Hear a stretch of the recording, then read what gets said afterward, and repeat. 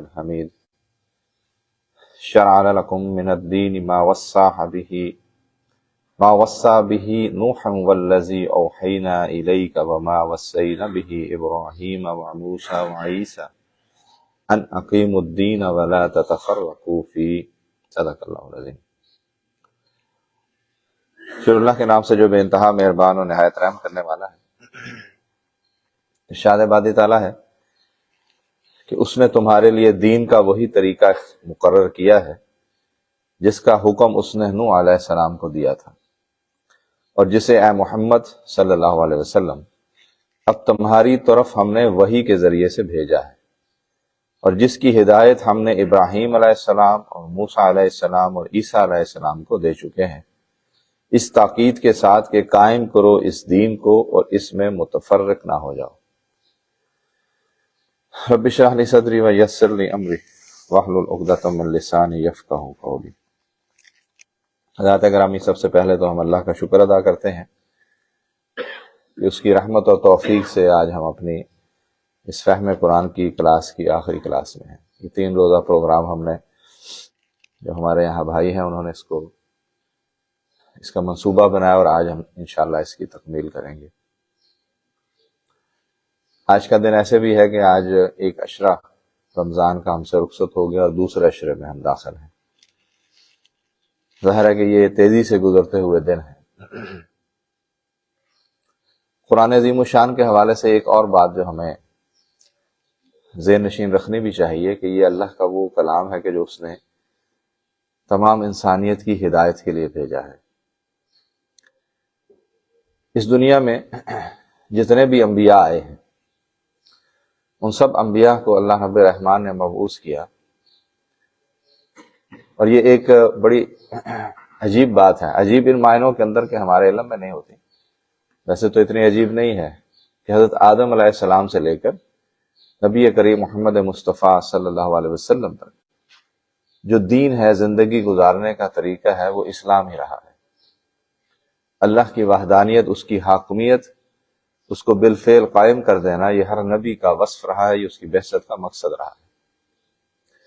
اللہ رب العالمین نے مختلف انبیاء کو معجزات عطا فرمائے۔ معجزہ وہ کہ جو غیر معمولی ہو، جس میں عقل تحیر ہو، عقل اس کو قبول نہ کرتی ہو، اسے معجزہ کہتے ہیں۔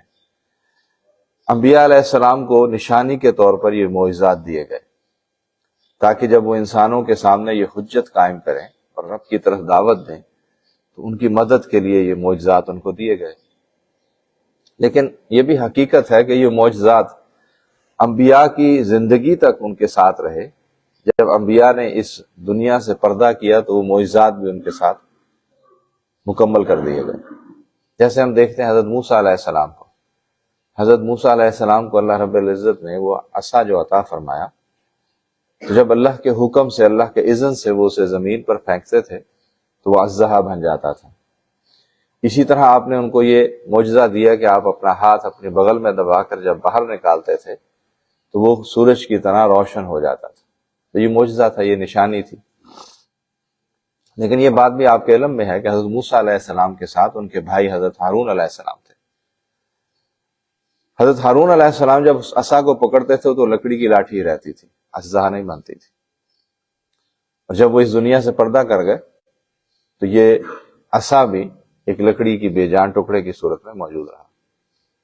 اسی طرح ہم دیکھتے ہیں جو دوسرے انبیاء کو اللہ تعالیٰ نے معجزے عطا فرمایا، حضرت عیسیٰ علیہ السلام کا معجزہ ہے کہ آپ اللہ کے اذن سے جو فرد اس دنیا سے رخصت ہو گیا اسے زندہ کر دیتے تھے۔ اسی طرح بہت سے اور معجزات آپ کو عطا کیے گئے۔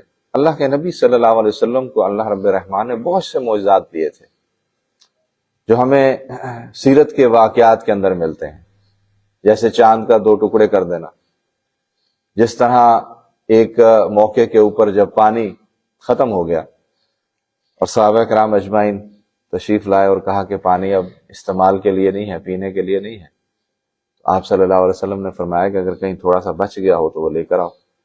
لے کر آئے تو آپ نے اس برتن میں اپنا ہاتھ ڈالا تو آپ کی انگلیوں سے پانی کے فوارے نکلنا شروع ہوئے اور پورے لشکر نے سیراب ہو کر پانی پیا۔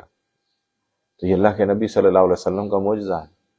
اسی طرح بہت سے معجزات جو ہیں وہ اللہ کے نبی صلی اللہ علیہ وسلم کی سیرت کے اندر آپ کی ذات سے منسوب ملتے ہیں۔ لیکن جو اللہ رب الرحمان نے جو سب سے بڑا معجزہ پیارے نبی کو دیا وہ یہ قرآن عظیم الشان کا معجزہ ہے۔ اور اس میں جو عجیب بات ہے، جو مختلف بات ہے، وہ یہ ہے کہ یہ معجزہ مکمل صورت کے اندر پیارے نبی صلی اللہ علیہ وسلم کے سینہ اقدس کے اوپر نازل ہوا، لیکن آپ کی اس دنیا سے پردہ کرنے کے بعد یہ معجزہ موجود رہا، اور یہ پہلی امت ہے کہ جو حامل معجزہ امت ہے، اس کے پاس بھی وہ معجزہ موجود ہے۔ یعنی قرآن عظیم الشان کا کوئی ایک حرف، کوئی ایک سطر، کوئی ایک آیت ایسی نہیں ہے کہ جو پیارے نبی صلی اللہ علیہ وسلم کے دور میں نازل ہوئی اور اس کے بعد وہ ساقط ہوئی ہو۔ یعنی بائن اسی طرح یہ قرآن عظیم الشان ہمارے درمیان موجود ہے جس طرح یہ اس سینہ اقدس کے اوپر نازل ہوا تھا، اور اس کے اندر جو قوموں کا حال ہے، جو بشارتیں ہیں یا جو انذار ہیں، وہ بھی بالکل اسی طرح سے ویلڈ بھی ہے اور آج کے دور کے اندر ممکن بھی ہے۔ دوسری بات جو ہمیں اس قرآن عظیم الشان کے متعلق یاد رکھنی چاہیے کہ یہ زمان و مکان کی قید سے آزاد ہے، ہر دور کے انسان کی امامت کے لیے ہے، ہر دور کا امام بھی یہی ہے۔ اب اس کو سنبھالنے والے، اس پر ایمان لانے والے، یہ تو ان کی کوششوں اور کاوشوں کے اوپر اس کا انحصار ہے کہ یہ معاشرے کی اس وقت امامت کر رہا ہے کہ نہیں کر رہا، لیکن اس کے اندر وہ ساری چیزیں موجود ہیں کہ جو معاشرے کو لیڈ کرنے کے لیے ہیں، معاشرے کے جو تمام مسائل ہیں، افکار ہیں، ان کی وہ اصلاح بھی کرتا ہے، ان کو ایک درست سمت بھی عطا کرتا ہے۔ تیسری بات جو ہمیں اس کے نتیجے میں لازمی طور پر سمجھ آنی چاہیے وہ یہ ہے کہ بنیادی طور پر قرآن ہی رفتیں عطا فرماتا ہے، بلندیاں عطا فرماتا ہے، عروج عطا فرماتا ہے۔ آپ دیکھیے کہ اللہ کے نبی صلی اللہ علیہ وسلم نے جس ماحول کے اندر، جن افراد کے سامنے یہ قرآن پیش کیا، ان کی اخلاقی حالت کیا تھی یا اس معاشرے کا عالم کیا تھا۔ یعنی وہ ایسا معاشرہ تھا، وہ ایسا ماڈرن معاشرہ تھا۔ آج کے دور میں کہتے ہیں نا کہ جو ماڈرن وہ ہوتا ہے کہ جتنا لباس اس کا کم ہوتا چلا جائے، لوگ کہتے ہیں کہ بڑا ماڈرن ہے، بڑا آزاد خیال معاشرہ ہے، لیکن وہ اتنا آزاد خیال معاشرہ تھا کہ وہ خانہ کعبہ کا طواف جو ہے وہ برہنہ ہو کر کیا کرتا تھا، اور وہاں پر جو اخلاقی حالت تھی، جو جہاں کا تمدن تھا اس معاشرے کا، کہ وہ اپنی حقیقی اولاد کو، اپنی بیٹیوں کو زندہ دفن کر دیا کرتے تھے۔ اتنے شقی القلب تھے، ان کے دل اتنے سخت تھے، اور جھگڑا کس بات پر ہوتا تھا کہ میرے گھوڑے نے پہلے پانی پینا ہے، اور وہ دوسرے قبیلے کا فرد کہتا ہے کہ نہیں، میرے گھوڑے نے پہلے پانی پینا ہے۔ اور پھر یہ لڑائی ایسی چلتی تھی جو کئی سالوں تک یہ لڑائی مستقل چلتی رہتی تھی، اور پھر قتل ہوتے تھے دونوں قبیلوں کی طرف سے۔ یعنی ان معمولی باتوں کے اوپر جو ہے وہ انسان قتل کیے جاتے تھے، یہ وہ معاشرہ تھا۔ لیکن اس معاشرے کو ایک کیفیت یہ بھی آتی ہے کہ جو بیٹی ہے، کہاں یہ معاشرہ تھا کہ وہ زندہ درگور کر دیتے تھے، اور کہاں پھر یہ آیا کہ ایک بچی جب یتیم ہوئی تو پھر دو صحابہ کرام آپس میں بحث میں، تکرار میں آگے کہ میں نے اس کے سر پر دست شفقت رکھنا ہے۔ دوسرے نے کہا کہ نہیں، یہ میرا حق ہے کہ میں اس کی کفالت کروں۔ یعنی بالکل 180 ڈگری پہ نظریات، افکار، معاملات، عمل، کردار تبدیل ہو گیا۔ تو جو قرآن ہے یہ انسانوں کو تبدیل کر دیتا ہے۔ اور دیکھیے کہ وہ جو عرب کے بدو تھے، وہ پڑھے لکھے نہیں تھے، کسی یونیورسٹی سے ڈگری ہولڈر نہیں تھے، عام بدو تھے کہ جو صحرا کے اندر بکریاں چرایا کرتے تھے، جو اونٹوں کی معمار لے کر مارے مارے پھرتے تھے پانی کی تلاش میں، رزق کی تلاش میں۔ لیکن جب انہوں نے اس قرآن کو سنا اور اس قرآن پر عمل شروع کیا، عملی طور پر قرآن کو اپنا امام بنایا، تو اللہ تعالیٰ نے پوری انسانیت کی معمار ان کے ہاتھوں میں دے دی۔ یعنی اس سے خوبصورت اور اس سے عالیشان اور اس سے خوبصورت معاشرہ پھر اس کے بعد چشمے فلک نہیں دیکھا۔ نہ ایسے انسان دیکھے جو کردار کے لحاظ سے، گفتار کے لحاظ سے، اخلاق کے لحاظ سے اتنے بلند مقامات پر موجود تھے۔ اس کی صرف وجہ یہ تھی کہ قرآن عظیم الشان کو انہوں نے سنا بھی اور پھر آمنا و صدقنا بھی کہا۔ اور ان کا سننا، ان کا قبول کرنا، یہ بھی ایک معنی رکھتا ہے کہ لبوں تک آئے ہوئے شراب کے جام جو ہیں وہ واپس پلٹ گئے، کہ رب کی منادی اور رب کا حکم آ گیا کہ اب شراب حرام کر دی گئی ہے۔ ہم اس رمضان کے روزے میں ہیں، کبھی آپ نے غور کیا ہے جو بعض اوقات ہمارے ہم لوگ سگریٹ پینے والے ہیں، سگریٹ کی طلب اتنی بڑھ جاتی ہے کہ افطاری کے فوراً بعد وہ سب سے پہلا کام یہی کرتے ہیں۔ یا انسان کو اگر کسی چیز کا نشہ ہو جائے تو اس کو چھڑوانا بہت مشکل کام ہے، بڑی مشقت کرنی پڑتی ہے، بڑی ول چاہیے اس کے لیے، اور جس کو شراب کا نشہ لگا ہو۔ لیکن دیکھیے کہ قرآن کی عظمت کیا ہے، قرآن پر ایمان کا تقاضا کیا ہے کہ جب حکم آ گیا تو ہم بچپن میں اسلامیات کی کتابوں میں پڑھتے تھے کہ مکے کی گلیوں میں شراب اس طرح بہنے لگی جیسے پانی بہتا ہے، منہ تک آئے ہوئے جام لوگوں نے پلٹ دیے، اور پھر جو خواتین اسلام ہیں وہ بھی اس سے پیچھے نہ رہیں۔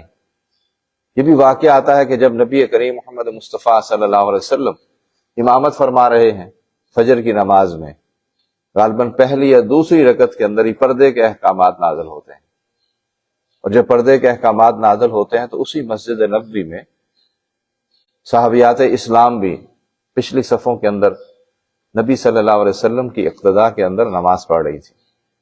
جب یہ پردے کے احکامات آئے تو وہ خواتین اسلام پھر اپنے گھروں کو نہیں گئیں، بلکہ انہوں نے اپنے باپوں کو، اپنے بیٹوں کو یہ کہہ کر اپنے گھر بھیجا کہ وہاں سے اوڑھنی لے آئیں، چادر لے آئیں، کہ رب کے طرف سے یہ پردے کا حکم آ گیا، مسجد سے نہیں نکلیں گی جب تک پردہ نہیں کر لیں گی۔ شرعی طور پر تو عذر موجود تھا کہ ظاہر ہے کہ جب آئے تھے تو حکم نہیں تھا، ظاہر ہے واپس جانے کے اندر تو کوئی مذاکرہ نہیں تھا، لیکن اس طرح سے قرآن پر عمل اور قرآن کی عظمت کو انہوں نے پہچانا تھا۔ اور دیکھیے کہ اللہ رب رحمان نے پھر انہیں دنیا کی امامت عطا فرمائی، اور قرآن کا یہ وعدہ ہے کہ جس دور کے اندر بھی جو انسان بھی، جو معاشرہ بھی قرآن کو تھامے گا، قرآن کی ہدایات کے مطابق اپنی زندگی اور معاشرے کی زندگی سنوارے گا، قرآن یہ کہتا ہے کہ اسے عظمتیں اور رفتیں عطا ہو جائیں گی۔ اور دوسری طرف قرآن یہ بھی کہتا ہے کہ اگر اس کے ماننے والے اس کی ہدایات کو پس پش ڈالیں گے تو اس کے نتیجے کے اندر ذلت اور پستی کے اندر گرا دیے جائیں گے۔ آج ہماری جو امت کی صورتحال ہے وہ بالکل اس کی عکاسی کرتی ہے۔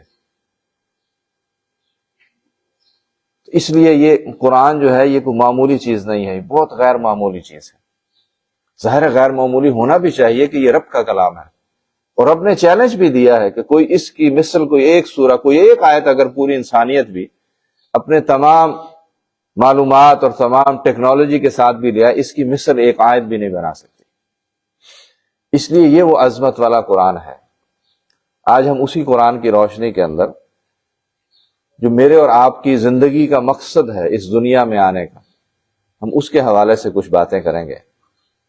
پہلی بات جو قرآن نے میرے اور آپ کے سامنے دو ٹوک انداز میں کر دی ہے کہ میری اس دنیا میں آنے کا مقصد، تخلیق کا مقصد کیا ہے؟ وَمَا خَلَقْتُ الْجِنَّ وَالْإِنسَ إِلَّا لِيَعْبُدُونَ۔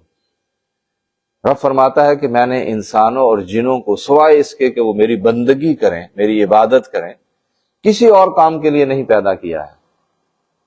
بندگی کے مفہوم کے ساتھ ہی ہمارے ذہن کے اندر وہ محدود تصور آتا ہے کہ بندگی یا عبادت سے مراد شاید یہ ہے کہ ہم مسجد کی چار دیواری میں حاضر ہوں، نماز پڑھیں، چند نیکی کے کام کر لیں، یہ بندگی ہے۔ یہ بندگی کا وہ محدود تصور ہے کہ جو ہمارے معاشرے کے اندر، ہمارے تعلیم کے اندر آیا ہے۔ بندگی کا یہ تصور ناقص بھی ہے، ادھورا بھی ہے۔ بندگی سے مراد یہ ہے کہ انسان کا ہر لمحہ رب کی اطاعت کے اندر گزرنے والا ہو۔ اسی لیے رب نے فرمایا کہ مومن اگر سو بھی لیتا ہے، یعنی جب انسان سو رہا ہوتا ہے تو کوئی کام تو نہیں کر رہا ہوتا، اپنے جسم سے بھی وہ بے پرواہ ہوتا ہے اس وقت، لیکن پیارا رب فرماتا ہے کہ جو مومن ہے جب وہ سوتا ہے اس کا سونا بھی عبادت ہے۔ وہ زندگی کا ایک ایک لمحہ ہے وہ اللہ کی اطاعت کے اندر، اس کی ہدایت کے تابع انسان ہو جائے، اس کی اپنی میں ختم ہو جائے، کمپلیٹ سرنڈر کر دے رب کی رضا کے لیے۔ اسی لیے مومن کی ایک شان یہ بھی بتائی گئی کہ اشد حب للہ، اللہ کی محبت میں وہ بہت شدید ہوتا ہے، یعنی اللہ کی محبت میں وہ تمام محبتیں قربان کر دیتا ہے، مال کی، اولاد کی، بیٹوں کی، دنیا کی، عزت کی، اور بالآخر اپنی جان کی بھی قربانی پیش کر دیتا ہے اگر اللہ کی محبت اس کی غالب آ جاتی ہے اس کی تمام محبتوں میں۔ تو یہ بھی ایک پہلو ہے جو میرے اور آپ کے سوچنے کا ہے۔ پہلی بات جو میں نے آپ کے سامنے رکھی کہ انسان کا مقصد تخلیق یہ ہے کہ وَمَا خَلَقْتُ الْجِنَّ وَالْإِنسَ إِلَّا لِيَعْبُدُونَ، اس کے بعد جو دوسری بات ہے کہ جو مجھے اور آپ کو یاد رکھنی چاہیے، وہ قرآن نے میری اور آپ کی ایک جگہ کے اوپر تعریف کی ہے۔ تعریف سے مراد ہے کہ مجھے اور آپ کو ڈیفائن کیا ہے، میرے اور آپ کا فرض منصبی کیا ہے، اس دنیا کے اندر مجھے کس مقام پر کھڑا کیا ہے۔ ہم اور آپ، ہم سب لوگ امت مسلمہ کا حصہ ہیں، ہم اس پر فخر کرتے ہیں کہ ہم امت مسلمہ کا حصہ ہیں، ہم نبی کریم محمد مصطفیٰ صلی اللہ علیہ وسلم کی امت میں شامل ہیں۔ ظاہر ہے کہ یہ قابل فخر بات ہے، قابل عزت بات ہے۔ اللہ نے مجھے اور آپ کو چنا ہے۔ جو بعض اوقات الفاظ آتے ہیں قرآن نے استعمال کیا، ہوا اجتباکم، اس نے مجھے اور آپ کو چنا۔ ایسے تو کروڑہا لوگ ہماری اس دنیا کے اندر موجود ہیں، لیکن رب نے کسی کسی کو یہ توفیق دی ہے، کسی کسی کو یہ عزت دی ہے۔ اور قرآن نے خود اس کے بارے میں کہا ہے کہ کنتم خیر امۃ اخرجت للناس تأمرون بالمعروف وتنہون عن المنکر وتؤمنون باللہ۔ کنتم خیر امۃ، تم اب وہ خیر امت ہو، تم وہ امام امت ہو، تم وہ لیڈر امت ہو، تم وہ رہنما امت ہو، اخرجت للناس، جسے تمام انسانوں کے لیے مبعوث کیا گیا ہے۔ تم ایسے ہی نہیں بھیج دیے گئے ہیں، تمہارا فرض منصبی، تمہارا کام ڈیفائن کیا گیا ہے، تمہیں اس منصب پر کیوں فائز کیا گیا ہے، تمہاری ذمہ داریاں بھی طے کی گئی ہیں۔ رتبہ تمہیں اگر بلند ملا ہے تو تمہارے لیے کام بھی بہت بلند رکھا گیا ہے۔ تو عام حالات کے اندر، عام معاملات کے اندر تم اس دنیا میں نہیں بھیجے گئے، بلکہ خاص اہتمام کے ساتھ بھیجے گئے ہو، اور دوسرے تمام بنی نوع انسان کے گروہوں کے اوپر تمہیں ممتاز حیثیت حاصل ہے۔ تمہاری حیثیت ایک لیڈر کی حیثیت ہے۔ یہ جو مسلمان کے بارے میں کہا جاتا ہے، کسی نے بڑی خوبصورت بات کی ہے، A Muslim is born to be lead۔ مسلمان پیدا ہی امامت کے لیے ہوا ہے، لیڈرشپ کے لیے ہوا ہے، لوگوں کو رہنمائی دینے کے لیے ہوا ہے۔ اس لیے کہ آپ قائم مقام ہیں نبی صلی اللہ علیہ وسلم اور انبیاء کے، آپ اسی مشن پر موجود ہیں جو مشن نبی صلی اللہ علیہ وسلم کا اور اس سے پہلے کے انبیاء کا ہے۔ اور وہ مشن کیا ہے، اس کو بھی ہم نے گزشتہ گفتگوؤں کے اندر ڈیفائن کیا تھا۔ یہ جو اللہ رب الرحمن نے دوسری وحی نازل فرمائی ہے، ہم سب جانتے ہیں سورہ مدثر کی ابتدائی آیات ہیں، چھوٹی چھوٹی آیات ہیں، لیکن اس کے اندر پورا مقصد نبی صلی اللہ علیہ وسلم کا اس دنیا میں، اور پھر اس مقصد کو حاصل کرنے کے لیے آپ کی گفتار، آپ کا کردار، حتیٰ کہ آپ کا لباس کیسا ہو، آپ کا چال چلن کیسا ہو، اس کو بھی ڈیفائن کیا ہے قرآن نے۔ اور اس کے نتیجے کے اندر جب تم اس کام کو کرو گے، لوگوں کو اللہ کی کبریائی کی طرف بلاؤ گے، تو پھر تمہارے ساتھ جو معاملات آئیں گے اس پر بھی ڈیفائن کیا ہے کہ تمہارا طرز عمل پھر کیا ہوگا۔ ہم اس پوری گفتگو میں نہیں جائیں گے، وہ ایک علیحدہ موضوع ہے، لیکن میں صرف یہ بات کہنے کی کوشش کر رہا ہوں کہ نبی کا فرض منصبی کیا ہے۔ یا ایھا المدثر قم فانذر وربک فکبر، اے اوڑھ لپیٹ کر لیٹنے والے، قم، کھڑے ہو جائیے، فانذر، لوگوں کو خبردار کر دیجئے، وربک فکبر، اور اپنے رب کی بڑائی کا اعلان کر دیجئے۔ یہ جو رب کی بڑائی کا اعلان کرنا ہے، یہ وہ فرض منصبی ہے کہ جو نبی صلی اللہ علیہ وسلم کا رب نے طے فرمایا ہے۔ اور یہ جتنے بھی انبیاء آئے ہیں وہ رب کی کبریائی کو بلند کرنے آئے ہیں، کوئی اپنا جھنڈا بلند کرنے نہیں آئے تھے۔ اور دوسری وہ معروف آیت ہے کہ جو ہم اکثر پڑھتے ہیں، سورہ صف کے اندر بھی ہے، اس سے علاوہ دو اور مقامات پر بھی رب نے فرمایا کہ هو الذی ارسل رسولہ بالہدی ودین الحق لیظہرہ علی الدین کلہ ولو کرہ المشرکون۔ هو الذی، وہ اللہ کی ذات ہے، ارسل، جس نے بھیجا ہے، رسولہ، اپنے رسول کو، بالہدی، ہدایت کے ساتھ، سیدھے راستے کے ساتھ، ودین الحق، زندگی گزارنے کا وہ طریقہ کہ جو رب نے اپنے بندوں کے لیے پسند کر لیا، لیظہرہ، اسے ظاہر کر دے، اسے غالب کر دے تمام ان باطل ادیان کے اوپر جو انسانوں نے خود بنائے ہیں، چاہے یہ مشرکین کو کتنا ہی ناگوار کیوں نہ ہو۔ یہ دوسری جگہ قرآن نے ڈیفائن کیا ہے نبی صلی اللہ علیہ وسلم کی بعثت کا مقصد۔ اب آپ اس تسلسل کو ذہن میں رکھیں گے، آج تھوڑا موضوع خشک بھی ہے، لیکن اس تسلسل کو آپ ذہن میں رکھیں گے کہ یہ نبی صلی اللہ علیہ وسلم کی ذمہ داریاں ہیں۔ لیکن ہم سب جانتے ہیں کہ نبی صلی اللہ علیہ وسلم اس دنیا سے جب پردہ فرما گئے تو یہ منصب کس کے ذمے ہے؟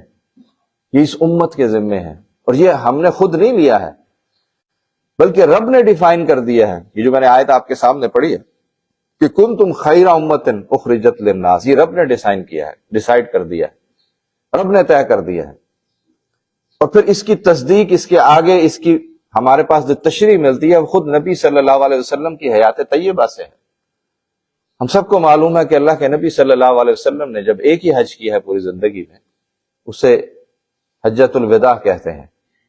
جب آپ حجۃ الوداع کے اندر موجود تھے تو وہ مشہور خطبہ جو آپ نے سنا ہوگا، کہ جس کے اندر جو پہلا چارٹر تھا اس انسانیت کا جو پیارے نبی نے پیش کیا تھا، 1,24,000 یا کم و بیش انسان آپ کے سامنے موجود تھے، صحابہ کرام موجود تھے، صحابیات موجود تھیں، اور آپ نے اس موقع کے اوپر جو خطاب فرمایا تھا اس کے ابتدائی الفاظ کیا تھے؟ اور جب آپ نے اپنے اس دین کے حوالے سے اس قرآن کی دعوت اور رب کی کبریائی کا اعلان کرتے ہوئے سب لوگ جب اکٹھے ہوئے تو آپ نے یہ ان سے تصدیق کروائی تھی کہ کیا میں نے تم تک اللہ کی دین کی دعوت پہنچا دی؟ حل بلغت، کیا تم تک پہنچا دی؟ تو تمام صحابہ کرام نے کہا تھا کہ ہاں آپ نے پہنچا دی، بلکہ پہنچانے کا حق ادا کر دیا۔ اس موقع پر اللہ کے نبی نے کیا فرمایا؟ آپ نے اپنی انگش مبارک آسمان کی طرف کی اور 3 دفعہ فرمایا کہ اللہم اشہد، اللہم اشہد، اللہم اشہد، اے اللہ گواہ رہنا، اے اللہ گواہ رہنا، اے اللہ گواہ رہنا کہ میں نے تیرے دین کو ان لوگوں تک پہنچا دیا، تیری اس دعوت کو پہنچا دیا۔ اور جو اگلے الفاظ سے وہ قابل غور ہیں کہ پھر پیارے نبی نے فرمایا کہ اب جو یہاں حاضر نہیں ہیں، جو حاضر ہیں یہ ان کی ذمہ داری ہے کہ یہ اس مشن کو، اس دعوت کو، اس کام کو ان تک پہنچا دیں جو غائب ہیں، جو یہاں موجود نہیں ہیں۔ تو یہ دائمی حکم تھا، یہ وصیت تھی، یہ نصیحت تھی، جس کو جو بھی الفاظ آپ دیں، بحیثیت امت یہ ہر امتی کی ذمہ داری ہے۔ اور پھر اس کے اندر ایک اور بات جو ہمارے سامنے رہنی چاہیے، وہ یہ ہے کہ پیارے نبی صلی اللہ علیہ وسلم فرماتے ہیں کہ پہنچاؤ میری طرف سے، خواہ تمہیں آیت کا ایک ٹکڑا ہی کیوں نہ پہنچا ہو۔ تو یہ دعوت کا عنوان ہے، دعوت کے حوالے سے بھی ہم اس کو سمجھ سکتے ہیں۔ لیکن اگر یہاں تک ہماری بات ہمیں کلیئر ہوئی ہے تو جو میں نے بات کی تھی کہ جو میرا اور آپ کا منصب ہے امت کی حیثیت سے، وہ خیر امت کا ہے، لیڈر امت کا ہے۔ ہم ایسے ہی نہیں بھیجے گئے ہیں، خاص مقصد کے لیے بھیجے گئے ہیں۔ اور پھر اللہ کے نبی صلی اللہ علیہ وسلم کی ایک بخاری کی حدیث ہے جس میں آپ نے فرمایا کہ یہ امت مبعوث یعنی بھیجی گئی ہے، معمور کی گئی ہے، تم نرمی سے کام لینے والے بنا کر بھیجے گئے ہو، تنگیوں میں ڈالنے والے بنا کر نہیں بھیجے گئے۔ آج کا جو ہمارا موضوع ہے وہ اقامت دین ہے، جس پہ ہماری گفتگو شروع ہو چکی بھی ہے۔ اقامت دین جو ہے، اس کے دونوں اصطلاحوں کے بارے میں ہم تھوڑی سی بات کریں گے۔ اقامت کسے کہتے ہیں اور دین کسے کہتے ہیں؟ جب ہم ان کے معنی اور مفہوم کو واضح کریں گے انشاءاللہ تو پھر اس سے خود بخود آپ کو اقامت دین کا بھی سمجھ آئے گی، اور اس کے بعد جو ہماری زندگی کا مقصد ہونا چاہیے، ہمارے روز و شب کی جو فکر ہونی چاہیے، اس کو بھی ہم آگاہ ہوں گے انشاءاللہ۔ قرآن نے جو میں نے آپ کے سامنے بات کی ہے کہ قرآن نے اس امت کا جو مخصوص اور ممتاز مقصد رکھا ہے، تأمرون بالمعروف وتنہون عن المنکر، تم لوگوں کو نیکی کے کاموں کی طرف بلاتے ہو اور برائی کے کاموں سے روکتے ہو۔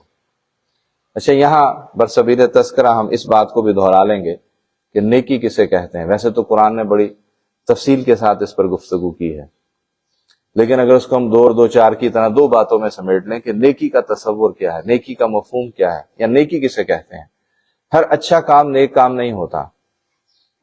نیکی کے تصور میں 2 بنیادی شرائط ہیں۔ جب بھی آپ کوئی کام کرنے لگیں، اس کو سوٹی پر اس کو پرکھیں۔ پہلی بات یہ ہے کہ وہ کام صرف اللہ کی رضا کے لیے کیا جائے، خالصۃ للہ، کسی اور چیز کی آمیزش، کسی اور چیز کی ملاوٹ نہ ہو۔ کوئی عہدہ مل جائے، کسی کو خوش کرنا مطلوب ہو، کسی جماعت کو خوش کرنا ہے، کسی فرد کو خوش کرنا ہے، کوئی فائدہ اس سے لینا ہے، یہ مفاد نہیں ہوگا۔ صرف اللہ کے لیے وہ کام کیا جائے، نیک کام کی پہلی شرط ہے۔ اور دوسری شرط اس کے لیے یہ ہے کہ وہ نبی صلی اللہ علیہ وسلم کی سنت اور آپ کے طریقے کے مطابق ہو۔ صرف یہ 2 شرائط ہیں، اس کے علاوہ کوئی اور شرط نہیں ہے، کوئی اور پیمانہ نہیں ہے، اس لیے کہ قرآن نے یہ پیمانہ طے کیا ہے کہ لقد کان لکم فی رسول اللہ اسوۃ حسنہ۔ اور کوئی ماڈل نہیں ہے، اور کوئی رول ماڈل نہیں ہے، اور کوئی نمونہ نہیں ہے۔ اس لیے جب بھی کوئی کام کرنے لگے جس کے بارے میں یہ معلوم ہو کہ یہ نیک کام ہے، اس 2 کسوٹیوں کے اوپر اس کو پرکھ کر آپ بے خطر ہو کر کر سکتے ہیں۔ تو نیکی کے کاموں کی طرف بلانا اور برائی کے کاموں سے روکنا، یہ اس امت کا فرض ہے۔ اس کو قرآن نے دو اور تعبیریں بھی دی ہیں جہاں پہ کہیں استعمال ہوا ہے. شہادت حق ہے، حق کی شہادت دینا، گواہی دینا، اور دین کو قائم کرنا. اقامت ہوتا ہے قائم کرنے کو کہتے ہیں. دین جو ہے وہ طریقہ زندگی ہے. اس پر ہم تھوڑی سی اور بات کریں گے. اور یہ آیت میں نے آپ کے سامنے پڑھی ہے، یہ سورہ شورى کی آیت ہے 13 نمبر. ہم اس کو پھر اس کا ترجمہ پڑھتے ہیں کہ مسلمانوں، اللہ نے تمہارے لیے وہی دین مقرر کیا ہے جس کا حکم اس نے نوح علیہ السلام کو دیا تھا، اور جس کی اے نبی صلی اللہ علیہ وسلم ہم نے تم پر وحی کی ہے، اور جس کا حکم ہم نے ابراہیم کو، موسیٰ کو اور عیسیٰ علیہ السلام کو دیا تھا کہ اس دین کو قائم کرو. یہ چھوٹی سی بات ہے کہ یہ ساری گفتگو کرنے کے بعد اس پوری آیت کا یہ ٹکڑا میں نے آپ کے سامنے پیش کیا ہے. اس میں جو کرنے کا کام بتایا گیا کہ حضرت نوح علیہ السلام کو بھی، خود نبی صلی اللہ علیہ وسلم کو بھی، اور اس کے بعد 3 اولو العزم اور انبیاء کا تذکرہ ہے، حضرت ابراہیم کا، حضرت موسیٰ کو، حضرت عیسیٰ کا. فرمایا کہ ان سب کا ایک ہی کام تھا کہ اس دین کو قائم کریں اور تفرقے میں نہ پڑیں. اس سے آگے جو اہم بات ہے جو ہمیں سمجھنی ہے کہ صرف اتنا ہی نہیں فرمایا کہ یہ فلاں شے مسلمانوں کا فریضہ ہے، یعنی یہ جو فرمایا کہ تأمرون بالمعروف وتنہون عن المنکر، صرف یہ نہیں فرمایا کہ یہ مسلمانوں کا فریضہ حیات ہے، بلکہ یہ بھی واضح کر دیا کہ یہی فریضہ، یہی کام ہر نبی کا رہا ہے اور اس کے ساتھیوں کا رہا ہے. گویا اللہ پر ایمان لانے، اس کی بندگی کا عہد کے معنی یہی ہے کہ دین کی اقامت کی جائے. اس میں ایک اور جملہ ہے جو آپ گھر جا کر اس پر غور کریں گے کہ مسلمان ہونے میں اور مسلمان بننے میں بہت فرق ہے. مسلمان ہونے میں اور مسلمان بننے میں بہت فرق ہے. یہ وہ بنیادی فرق ہے جس کا آج اس امت کو مشکل اور مرحلہ درپیش ہے کہ ہم زبان سے تو اقرار کرتے ہیں، یعنی یہ بحث دوسری طرف چلی جائے گی، موضوع نہیں ہے، لیکن ہم دیکھیں نا، تعداد کے لحاظ سے، وسائل کے اعتبار سے، قوت کے اعتبار سے اس پوری دنیا کے اندر عددی اعتبار سے بہت بلند رتبے پر ہے، لیکن جو ہماری کیفیت ہے معاشرے کی، کہیں پر بھی یہ دین غالب نہیں ہے، کہیں پر بھی یہ دین اپنی اصل صورت کے اندر قائم نہیں ہے، کہیں پر بھی انسان اس سے مستفید نہیں ہو رہے. یہ ایک علیحدہ موضوع ہے سوچنے کا. تو مسلمان ہونے اور مسلمان بننے میں بہت فرق ہے. اقامت کا لفظ کسی ٹھوس چیز کے لیے بولا جائے تو اس وقت اس کے معنی سیدھا کر دینے کے ہوتے ہیں. اب سورہ کہف پڑھتے ہیں نا، سورہ کہف کے اندر جو آخری واقعہ ہمیں ملتا ہے کہ وہ بستی کے اندر جب پہنچتے ہیں تو وہاں پر ایک دیوار گرنے والی ہوتی ہے، تو نبی جو ہے اس کو سیدھا کر دیتے ہیں. تو اس کے الفاظ اگر آپ نے غور کیا ہو کہ یرید ان ینقض فاقامہ، کہ وہ دیوار ایک طرف جھک گئی تھی، گرا چاہتی تھی، تو اس نے اس کو سیدھا کر دیا. تو اقامت کا ایک جو لفظ ہے، جو اس کا ہم لغوی مفہوم، ڈکشنری کا مفہوم ہوگا، اگر کسی ٹھوس چیز کے لیے بولا جائے گا تو اس کا معنی ہوگا کہ اس کا سیدھا کر دیا. اور اگر کسی ٹھوس چیز کے بجائے معنوی اشیاء کے لیے بولا جاتا ہے تو اس کا مفہوم ہے کہ پورا پورا حق ادا کر دینا، کسی چیز کا، کسی کام کا پورا پورا حق ادا کر دینا، یعنی متعلقہ کام کو پوری توجہ کے ساتھ، کامل اہتمام کے ساتھ، بہترین شکل میں انجام دے دیا جائے. اس کا معنی ہے اقامت.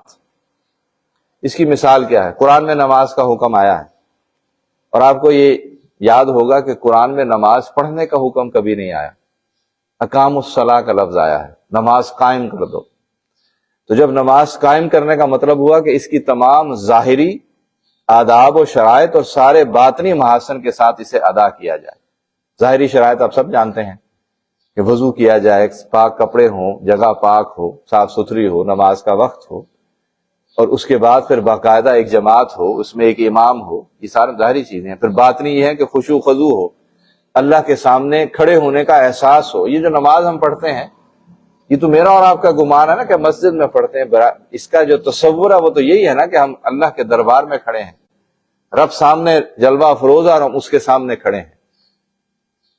بعض اوقات جو فقہی لحاظ سے بعض چیزیں آ رہی ہوتی ہے نا کہ نماز کے اندر بلا وجہ ہاتھ جو ہے وہ نہ اٹھایا جائے، داڑھی کے اندر خلال نہ کیا جائے، ہر فقہی لحاظ سے ہے. لیکن ذرا کبھی آپ اس کو ایک دوسرے انداز سے سوچیں. کوئی بہت بڑی شخصیت جب کہیں بھی آتی ہے، کبھی آپ نے فوج کا ڈسپلن دیکھا ہے؟ فوج کے ڈسپلن کے اندر سپہ سالار جب فرنٹ پہ کھڑا ہوتا ہے تو سامنے فوجی ایک حرکت نہیں کر رہے ہوتے. فوجیوں کو ہم کہتے ہیں نا کہ بڑے ڈسپلن کے اندر کھڑے ہوتے ہیں، ایک حرکت نہیں کر رہے ہوتے، بالکل سیدھے کھڑے ہوتے ہیں، اپنے انگلیوں کو بھی جنبش نہیں دے رہے ہوتے، سانس بھی آہستہ آہستہ لے رہے ہوتے ہیں کہ بے ادبی نہ ہو۔ بے ادبی سے مراد ہے کہ وہ ڈسپلن کے خلاف بات نہ ہو جائے۔ تو ذرا تصور کریں نا کہ رب کھڑا ہے، رب کے دربار میں کھڑے ہیں، کسی کو فرصت ہو سکتی ہے کہ وہ لا یعنی چیزوں کے اندر اپنے ذہن کو استعمال کرے، اپنے ہاتھ کو جنبش دے؟ ممکن نہیں ہے۔ لیکن کیونکہ ہمارا وہ تصور نہیں ہوتا تو ہم داڑھی سے بھی کھیل رہے ہوتے ہیں اور بہت سارے کام کر رہے ہوتے ہیں، بہت سارے خیالات ہمارے ذہن میں چل رہے ہوتے ہیں، اسی وجہ سے بعض اوقات ہم بھول بھی جاتے ہیں کہ ہم پڑھ کیا رہے ہیں۔ تو یہ جو نماز کو قائم کرنا اس کے پورے ظاہری اور باطنی محاسن کے ساتھ، اسے ہم اقامت کہیں گے۔ دین جو ہے وہ کیا ہے؟ دین کے لغوی معنی، ڈکشنری کے معنی کے اندر ہے اطاعت کرنا، سر تسلیم خم کرنا، مان لینا، تسلیم کر لینا، تسلیم کرنے کے بعد پھر اس کی پیروی کرنا، اس کی اطاعت کرنا۔ اور اصطلاحاً اسے اللہ کی بندگی کا وہ طریقہ، انسانی زندگی کا وہ نظام جو اللہ کی جناب سے محمد مصطفیٰ صلی اللہ علیہ وسلم کے ذریعے سے اس کے بندوں کو عمل درآمد کے لیے دیا گیا ہے۔ تفصیلات اس کی کیا ہے جو کتاب و سنت کے اندر موجود ہیں، اسے ہم دین کہیں گے۔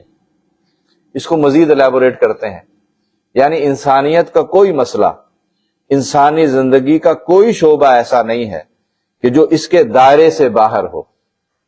انسان کی عقل و فہم اور دل کی گہرائیوں سے شروع ہو کر اس کی عبادت گاہیں، گھر کی چار دیواری، خاندانی حلقے، تمدنی ادارے، اجتماعی اور بین الاقوامی مسئلوں کے آخری کنارے تک پہنچتا ہے۔ ہر شعبے اور مسئلے کے متعلق مستقل ہدایات دیتا ہے۔ انسان کی کسی نجی اور پرائیویٹ زندگی کا قائل نہیں ہے دین۔ یہ جو یورپ نے تصور دیا نا کہ رب سے جو تعلق ہے وہ انسان کا پرائیویٹ معاملہ ہے، رب کی عبادت کریں، رب کے سامنے جھکیں، یہ اس کا ذاتی معاملہ ہے، معاشرے کا معاملہ نہیں ہے۔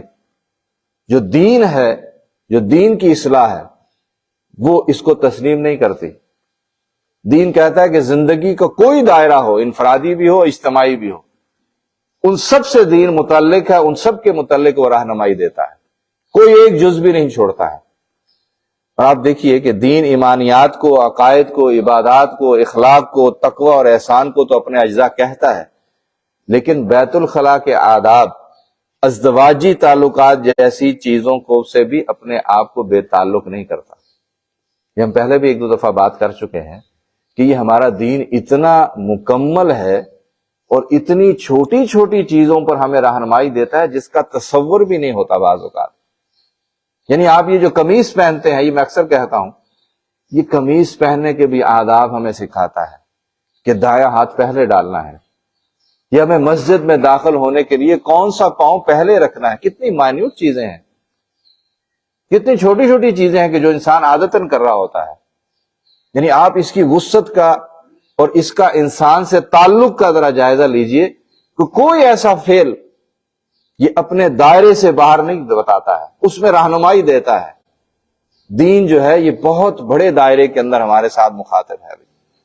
زندگی کا کوئی شعبہ، کیسے ممکن ہے کہ جو دین ہمیں قمیص پہننے، پانی پینے، مسجد میں داخل ہونے، بیت الخلاء میں داخل اور باہر ہونے، حتیٰ کہ استنجا کرنے کے احکامات دیتا ہو، وہ دنیا کے معاملات سے لا تعلق ہو جائے؟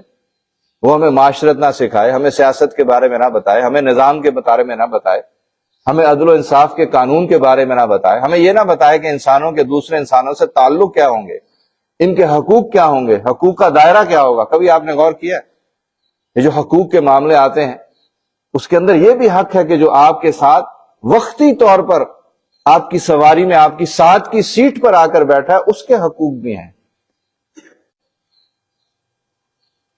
اور جب کبھی آپ جنگ پر جاتے ہیں تو جنگ کے اندر درختوں کے حقوق بھی ہیں۔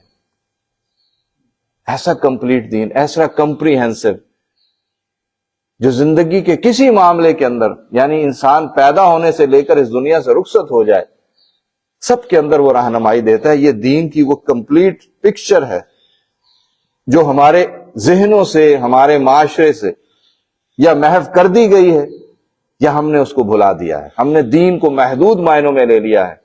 ہمارے ہاں جو رب کی حاکمیت ہے وہ مسجد کی چار دیواری تک محدود ہے، جنازے یا نکاح کے احکامات تک محدود ہے۔ پارلیمنٹ کے اندر رب نہیں ہے، عدل و انصاف کی عدالت پر بیٹھنے والے جج کے سامنے رب نہیں ہے، نہ رب کا قانون ہے۔ اس بات کو اگر ہم نے سمجھا ہے تو اقامت دین کے ان مفہوموں کے سامنے رکھتے ہوئے اقامت دین کا مفہوم بالکل واضح اور خود معلوم ہو گیا ہے۔ اب آپ اس آیت کو، اس کے ترجمے کو ذہن میں رکھیں کہ انبیاء علیہ السلام کو رب نے کس لیے بھیجا؟ کہ اس دین کو قائم کر دیں، اقامت دین۔ ہم کون ہیں؟ ہم امت مسلمہ ہیں، ہم وہ لیڈر امت ہیں جن کے ذمے یہ کام لگا ہے کہ انہیں اس دین کو قائم کرنا ہے۔ بات اگر یہاں تک سمجھ آ گئی ہے تو آگے کی گفتگو تھوڑی سی خوش بھی ہے لیکن سمجھ میں آنے والی ہے، ہم اس کو بھی سن لیتے ہیں۔ اس کے اندر اب یہ جو بنیادی بات ہمارے سامنے آ گئی کہ جب اقامت دین کے معنی علمی اور عملی دونوں حیثیتوں سے پورا حق ادا کرنے کے ہیں، اور دین کا مفہوم اللہ تعالیٰ کی ایسی کامل اطاعت ہے کہ جس میں زندگی کا ایک گوشہ بھی بے تعلق نہیں، تو اس اقامت دین کے مفہوم کا لازمی نتیجہ یہی ہوگا، اور ہو سکتا ہے کہ اس دین پر ایمان رکھنے والے سب سے پہلے پوری طرح اس سے واقف ہوں، ان کو علم ہو کہ ہمارا رب ہم سے کیا کہتا ہے، دین کیا ہے، معاشرت کیا ہے، زندگی کیا ہے، زندگی کی حقیقت کیا ہے، ہمارا اس دنیا میں آنے کا مقصد کیا ہے، ہمارے ذمہ کام کیا ہے، پورا معلومات اسے اس دنیا کے اندر اس کے اصول، اس کے احکامات، ہدایت سے وہ پورا واقف ہو۔ دنیا میں میرا اور آپ کا کیا مقام ہے، کیا پوزیشن ہے، یہ ہمیں معلوم ہونی چاہیے، اور پھر اسی کے نتیجے کے اندر ہماری صحیح اور جہد اور عملی جدوجہد شروع ہوگی۔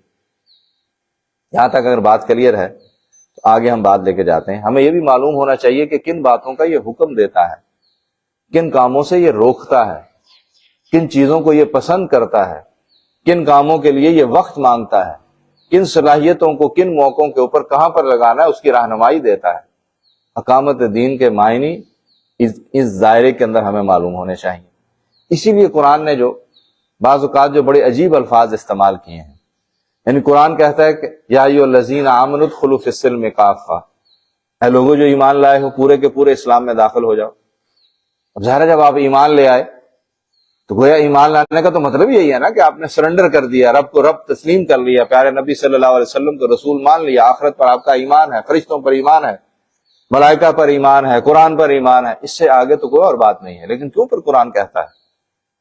قرآن کہتا ہے کہ یا ایھا الذین آمنوا ادخلوا فی السلم کافہ، اے لوگوں جو ایمان لائے ہو اسلام میں پورے کے پورے داخل ہو جاؤ۔ پورے کے پورے داخل ہونے سے مراد یہ ہے، جو ہم نے تھوڑی سی اس کی وضاحت کی ہے، کہ زندگی کا کوئی گوشہ بھی پھر اس اطاعت سے، اس دائرے سے باہر نہ ہو۔ ظاہر ہے یہ اس صورت میں ہوگا جب ہمیں خود معلوم ہوگا یہ دائرہ کیا ہے، اس میں احکامات کیا ہے۔ قرآن نے ایک اور جگہ بھی کہا ہے کہ جیسے سورہ صف ہم پڑھتے ہیں، یا ایھا الذین آمنوا لما تقولون ما لا تفعلون کبر مقتا عند اللہ ان تقولوا ما لا تفعلون، اے لوگوں جو ایمان لائے ہو تم کیوں وہ بات کہتے ہو جس پر عمل نہیں کرتے؟ اللہ کو تو سخت ناپسند ہے وہ لوگ، وہ یہ بات کہ جو تم کہو اور اس پر عمل نہ کرو۔ بہت جگہ پر قرآن نے کہا ہے۔ تو اس لیے اس بات کو بھی ہمیں سمجھنے کی ضرورت ہے، جو قرآن کہتا ہے کہ جو قرآن معاشرہ چاہتا ہے کہ اس میں ہر انسان اور معاشرے کا مجموعی مزاج قرآن کی تصویر کی صورت میں نظر آئے۔ اس سے آگے جو بات اگر ہم کریں گے وہ تھوڑی سی سخت تو ہے، لیکن ظاہر ہے کہ وہ ہمارے موضوع سے متعلق ہے۔ اس اہم مقصد کی علم بردار جماعت سے مراد جماعت اسلامی نہیں ہے، تبلیغی جماعت نہیں ہے، بلکہ بالجماع یہ مسلمانوں کی پوری اجتماعیت کو مخاطب کر کے بات ہو رہی ہے، امت مسلمہ کا بات ہو رہی ہے کہ کسی اہم مقصد کی علم بردار، کوئی بھی اہم مقصد ہے، ظاہر ہمارا مقصد اقامت دین ہے، اس دنیا کے اوپر اللہ کی فرما روائی قائم ہو جائے، اس کا حکم بالفعل جاری و ساری ہو جائے، چاہتے اور نہ چاہتے ہوئے لوگ اس کو تسلیم کریں کہ ہمارا رب ہے۔ آپ اس کو اس حوالے سے بھی سمجھ سکتے ہیں کہ یہ جو ہمارے ارد گرد پورا نظام شمسی ہے وہ تو رب کو رب تسلیم کرتا ہے، ہمارا جسم بھی رب کو رب تسلیم کر رہا ہے، ہم چاہیں یا نہ چاہیں۔ ہم اپنے جسم کے اعضاء سے ان کاموں کو نہیں لے سکتے کہ جو جس مقصد کے لیے اعضاء بنے ہیں، جیسے آنکھ سے ہم سننے کا کام نہیں لے سکتے، کان سے ہم دیکھنے کا کام نہیں لے سکتے، یہ رب نے ترتیب بنائی ہے۔ رب کی زبان جو ہے وہ بولنے کا کام کرتی ہے، ہم کسی اور چیز سے یہ بولنے کا کام نہیں لے سکتے۔ وہ تو رب نے کہا ہے کہ قیامت کے دن ہوگا کہ وہ رب اپنی اس زبان کو بند کر دے گا، اور ہمارے ہاتھوں کو گویائی دے گا، ہماری جلد بولے گی، ہمارے ہاتھ بولیں گے، ہمارے پاؤں بولیں گے، یہ تو اس کا فیصلہ ہوگا اس وقت. لیکن اس وقت جو گیون سچویشن میں اس نے ہمیں یہ جسم دیا ہے، یہ خود اس کے اوپر حکمرانی رب کی ہے. ہم چاہیں نہ چاہیں، ہم 10 دن 5 دن 3 دن جاگنا چاہیں نہیں جاگ سکتے، اس لیے کہ اس کا حکم یہ ہے کہ تمہیں نیند لے کر اپنے جسم کو فریش کرنا ہے. ہم اس کے خلاف نہیں جا سکتے، یہ تو حکم اس کا ہمارے اوپر لاگو ہی ہے. لیکن اس سے آگے ہٹ کر جو ہم آگے بات کریں گے کہ جو ہمارا مقصد اس دنیا کے اندر ہے کہ اس کی امامت کو قائم کر دیا جائے بالفعل. اب دیکھیے کہ جب اللہ کے نبی صلی اللہ علیہ وسلم مبعوث ہوئے تو آپ نے جب مدینہ کے اندر ہجرت کر کے آپ تشریف لے گئے تو وہاں پر جو آپ نے پہلا کام کیا، ظاہر وہ معاشرہ تو قائم کیا.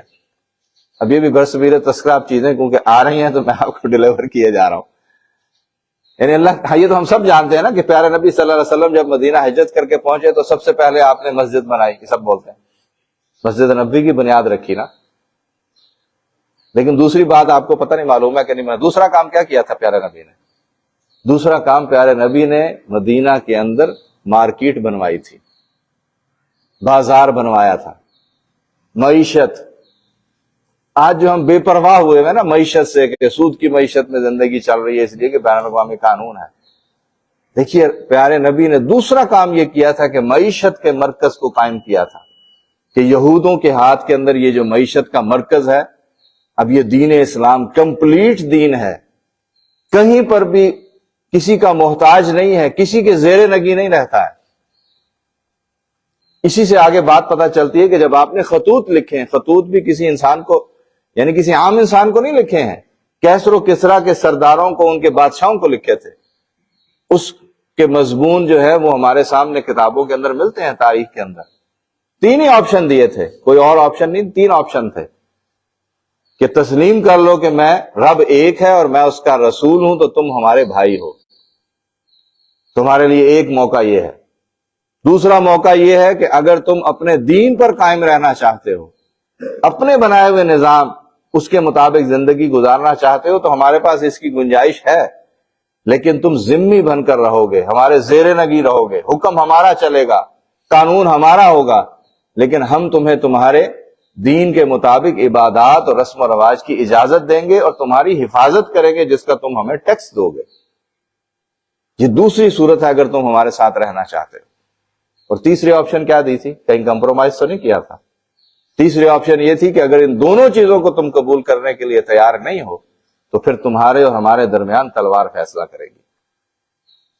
دین کہیں پر بھی مداہنت نہیں سکھاتا، کہیں پر بھی کمپرومائز نہیں سکھاتا.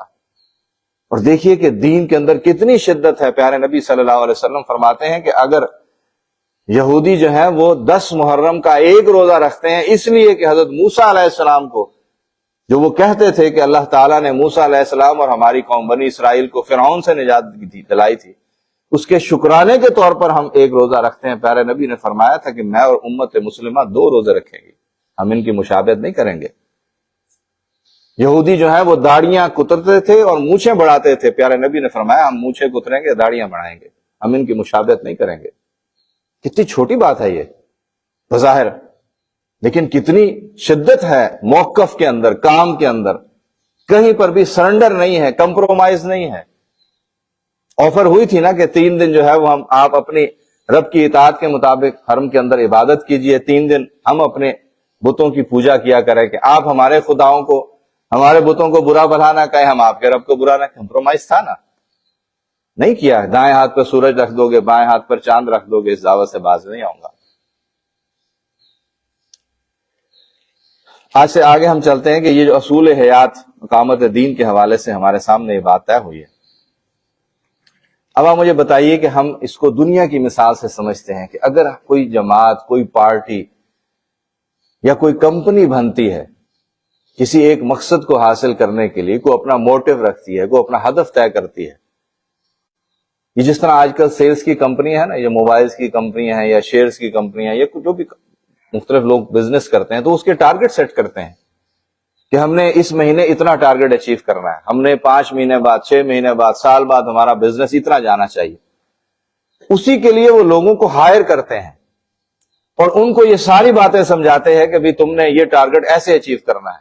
یہ جو میڈیکل ریپس ہیں، جو میڈیکل کمپنیوں کے اندر کام کرنے والے ہیں، ڈاکٹرز کو جا کر ملاقاتیں کرتے ہیں نا، ان کو بتاتے ہیں کہ میڈیسن میں یہ فوائد ہے، آپ اس کو پرسکرائب کریں، اس کو مریضوں کو دیں، ہم یہ آپ کو انسینٹو دیں گے. یہ ایک عموماً مارکیٹنگ کی لینگویج کے اندر لوگوں کو انسینٹو دیے جاتے ہیں اپنی سیل کو بڑھانے کے لیے. کمپنی کی جو کارکردگی ہے وہ اس بنیاد پر جانچی جاتی ہے کہ اب اس کا اثر و رسوخ کتنا ہے، یہ جو پروڈکٹ مارکیٹ میں لے کر آیا اس کی خریدار کتنے ہیں، اس کی بڑھوتری، اس کی گروتھ کیسی ہے. یہ جو پہلے نوکیا کمپنی تھی، پہلے پوری دنیا میں لیڈ کرتی تھی، لیکن پھر اس کو سپر سیڈ کس نے کیا؟ ایپل نے کر لیا، سامسنگ نے کر لیا. تو اس کے ساتھ جو جڑے ہوئے لوگ ہیں وہ اپنی پروڈکٹ کے بارے میں بڑا سنجیدہ ہیں، اس کے بارے میں نئی نئی چیزیں سوچتے ہیں، کس طرح سے لوگوں کو اٹریکٹ کیا جائے. آپ کو معلوم ہے یہ جو کوکا کولا اور پیپسی ہے کتنے سالوں سے ہماری زندگیوں میں، بچپن سے ہم دیکھتے آئے ہیں، لیکن آج بھی اس کے تشہیری بورڈ لگے ہوتے ہیں پیپسی کے لیے. مسلسل محنت، اور ایک ہی ان کا نظریہ ہے کہ کسی طریقے سے یہ پیپسی یا یہ کوک ہے یا یہ سامسنگ ہے یا ایپل کے موبائلز ہیں، ہم اس کو لیڈ کریں، ہم پوری دنیا کے اندر امام ہوں اس کے. اسی میں ان کی سروائیول ہے. بالکل اسی طرح جو امت مسلمہ کا ہر مسلم ہے، ہر مسلمان ہے، اس کی یہ سروائیول کی جنگ ہے کہ جس نظریے کو وہ مانتا ہے، جس رب کو وہ تسلیم کرتا ہے، اس کی کبریائی کو بلند کرنے کے لیے زندگی کی ہر سانس کے اندر اس کے جسم اور جان سے اس کی گواہی ہونی چاہیے. اگر وہ یہ نہیں دے رہا تو وہ دنیا کے اندر ذلیل و خوار ہوگا، اپنے نظریے سے عملاً وہ ہٹ جائے گا، جو اس وقت ہماری کیفیت ہے. میں نے یہ مثال دے کر سمجھانے کی کوشش کی ہے، ہو سکتا ہے مثال اس کی مطابقت سے نہ ہو، اس لیے اس بات کو بھی. اور دوسری بات جو ہمارے اس دین کو حاصل ہے، جو کسی اور نظام کو حاصل، جتنے بھی اس دنیا میں نظام ہے وہ انسانوں کے بنائے ہوئے ہیں. یہ سوشلزم ہے، کمیونزم ہے، کیپٹلزم ہے، سرمایہ دارانہ نظام ہے، یہ سب انسانوں کے بنائے ہوئے، انسانی دماغ کے ہیں. یہ کمپلیٹ نہیں ہو سکتے اس لیے کہ انسان کامل نہیں ہے. اس میں لازمی طور پر ایک طبقہ مستفید ہوگا، دوسرے طبقے کا استحصال ہوگا. لیکن جو دین اسلام میرے اور آپ کے پاس ہے وہ کمپلیٹ دین ہے، کمپلیٹ کوڈ آف لائف ہے. اس لیے کہ میرا نہیں، یہ قرآن کا دعویٰ ہے کہ یہ رب کا دیا ہوا نظام ہے جو میرا اور آپ کا خالق ہے.